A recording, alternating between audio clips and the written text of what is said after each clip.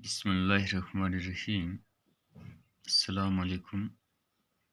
Class 9 subject science. Topic prevention of drugs abuse and sexually transmitted disease. तमाम तलबा व तलबात को खुश आमदीद कहता हूँ। डियर स्टूडेंट्स, आज के लेसन में हम एड्स के बारे में पढ़ेंगे। एड्स एक ड्रेडफुल डिजीज़ है जिसने पूरी दुनिया को झंझोड़ के रख दिया है। और ये इस बीमारी सबसे पहले 1981 में अमेरिका में नमूदार हुई, लेकिन आज तक इसका कोई वैक्सीन या कोई टीका डिस्कवर नहीं हुआ है। आज तक कोशिशें की जा रही हैं कि इसका हल क्या है, लेकिन कुछ इसके प्रिवेंशंस हैं जिनसे हम इसको कंट्रोल कर सकते हैं। तो आज हम इसी के बारे में पढ़ेंगे। क्वेश्चन हमारा, what does AIDS stand for? What does AIDS stand for? How is this disease transmitted? Suggest 2 methods of its prevention. List 3 high risk group. यानी इस क्वेश्चन के अंदर पहले फुल फॉर्म बताएंगे एड्स का, फिर ये बीमारी कैसे ट्रांसमिट होती है, कैसे फैलती है। 2 मेथड हम इसकी प्रिवेंशंस के बताएंगे कि हम इसको किस तरह रोक कर सकते हैं, और फिर इसके जो हाईली 3 रिस्क ग्रुप्स हैं वो क्या कौन से हैं। तो dear students, AIDS was first recognised in USA in 1981। ये एड्स जो है ये सबसे पहले यूएसए में नमूदार हुई 1981 में, 1981 में सॉरी। इन 1984 और 1984 में American and French scientist independently identified the agent as a virus. यानी 1984 में अमेरिका के साइंसदानों ने और फ्रांस के साइंटिस्ट जो थे उन्होंने ये डिक्लेयर कर दिया कि ये बीमारी एक वायरस से लगती है। यानी एड्स जो है ये वायरल डिजीज़ है।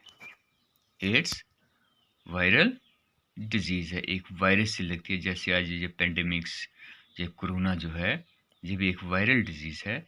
सेम इसी तरह एड्स जो है ये भी एक वायरल डिजीज़ है, वायरस से लगती है। The American named it HCLV3। America वालों ने इसका नाम दे दिया HCLV3। इसका फुल फॉर्म है human cell leukemia virus. HCLV3 human cell leukemia virus 3। ये इसका नाम दे दिया उस वायरस का जिससे एड्स लगता है। The names human immunodeficiency virus HIV is no preferred. और आज के दौर में इस वायरस का नाम जो है HIV है। यानी तरजीह दी गई कि HCLV3 की जगह इसका नाम है HIV humans immunodeficiency virus, humans immunodeficiency virus. अब इसके काजेस जो हैं, AIDS is acute immunodeficiency syndromes due to the malnutrition, metabolic abnormalities, exposure to X-rays, toxic effect of drugs or pathogens. The virus attacked those WBCs, white blood corpuscles, which are responsible for developing immunity. As it multiplies very rapidly in WBC, it destroys resistance in the body. The disorder is characterized by a reduction in the numbers of helper T cell that activates other lymphocytes. इस तरह से ये cause हो जाती है, ads जो है ये क्योर्ड होती है इम्यूनोडेफिशिएंसी सिंड्रोम से due to the malnutrition. Nutrition की कमी हो जाती है, मेटाबॉलिक एबनॉर्मलिटीज़, मेटाबॉलिक प्रोसेस जो होते हैं वो नॉर्मल नहीं रहते हैं, एक्सपोजर टू एक्सरेज की वजह से, टॉक्सिक इफेक्ट ऑफ ड्रग्स और पैथोजेंस की वजह से वायरस अटैक करता है, एड्स का वायरस WBC पर। WBC जो है ये ह्यूमन बॉडी के अंदर सोल्जर का काम करते हैं, ये फाइट करते हैं अगेंस्ट द फॉरेन पार्टिकल जो इंटर होते हैं ह्यूमन बॉडी के अंदर, तो ये इन पर ही अटैक करती है। और which are responsible for developing immunity, जो रिस्पॉन्सिबल होते हैं किसके, ह्यूमन बॉडी को डिफेंस करने के लिए, as it multiplies very rapidly, कि जब ये तेज़ी से इसका वायरस क्या होता है, बढ़ता है, इन WBC it destroy the resistance in the body, और ये बॉडी की जो रेजिस्टेंस होती है उसको डिस्ट्रॉय कर देता है ये वायरस। The disorder is characterize by a reductions in the numbers of helper T cells that activate other lymphocytes। तो ये इसका काजेज है। मोड ऑफ ट्रांसमिशन क्या है, पर्सन विजिटिंग पहला इसका जो कारण है, पर्सन विजिटिंग प्रोस्टिट्यूट्स, पहला एजेंट कि वो पर्सन्स जो त्वाइफ खाना का, त्वाइफ घर का, त्वाइफ के विजिट करते हैं, यानी सेक्सुअल्स की बुनियाद पर, तो इसका ये कारण, मेन कारण इसका यही है। Persons visiting prostitutes, drug addicts जब इसका कारण है, persons having transfusions of bloods with infected needles, mother to childs during pregnancy. अब इसके ये 4 मेन कारण हैं जिनकी वजह से एड्स फैलती है। पहला कारण त्वाइफ का दौरा करना, दूसरा है ड्रग एडिक्शन की वजह से, और तीसरा है अगर किसी इन्फेक्टेड पर्सन्स की नीडल्स को हेल्दी पर्सन्स की नीडल से इंजेक्शन किया जाए तो उससे भी लग सकती है। और चौथा कारण जो है इसका, mother to child during pregnancy, अगर किसी माँ को है तो उसके बच्चे को भी ये ट्रांसमिटेबल डिजीज़ हो सकती है। ये इसके 4 मेन कारण से। अब इसका सिम्टम क्या है, एड्स की निशानियाँ क्या हैं,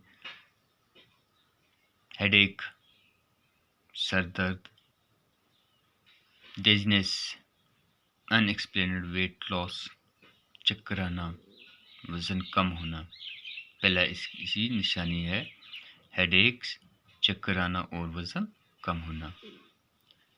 purple patches on the skins in the mucous membrane inside the mouth, purple patches skin पर हो जाना और mucous membranes inside the mouth के अंदर।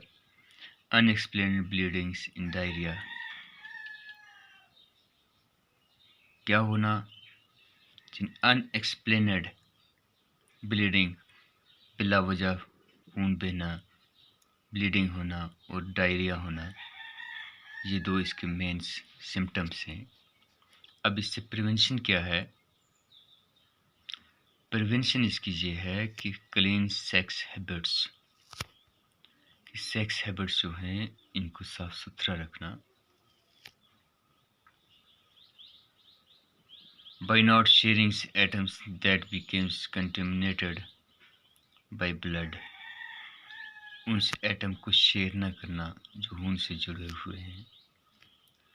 जैसे आज आप देखते हैं हॉस्पिटल्स के अंदर डिस्पोजल सिरिंज का इस्तेमाल किया जाता है, एक सिरिंज एक ही टाइम इस्तेमाल की जाती है। तो इसी तरह by not sharing atoms that becomes contaminated by blood। Third one है blood used for transfusions is not contaminated. अगर किसी को किसी का खून दिया जाए तो इसकी कंटेमिनेशन ना हो, यानी इसको जांच करके दिया जाए। तो डियर स्टूडेंट्स, ये इसकी prevention, symptoms, mode of transmission, causes AIDS के थे। तो एड्स का फुल फॉर्म है acute immune deficiency syndrome. Full form of AIDS is AIDS, acute immunodeficiency syndrome. Repeat करता हूँ, एड्स का फुल फॉर्म है एक्यूट इम्यूनोडिफिशिएंसी सिंड्रोम। तो इंशाल्लाह कल फिर आपकी दुनिया हाजिर होऊंगा। तब तक के लिए अल्लाह हाफ़िज़।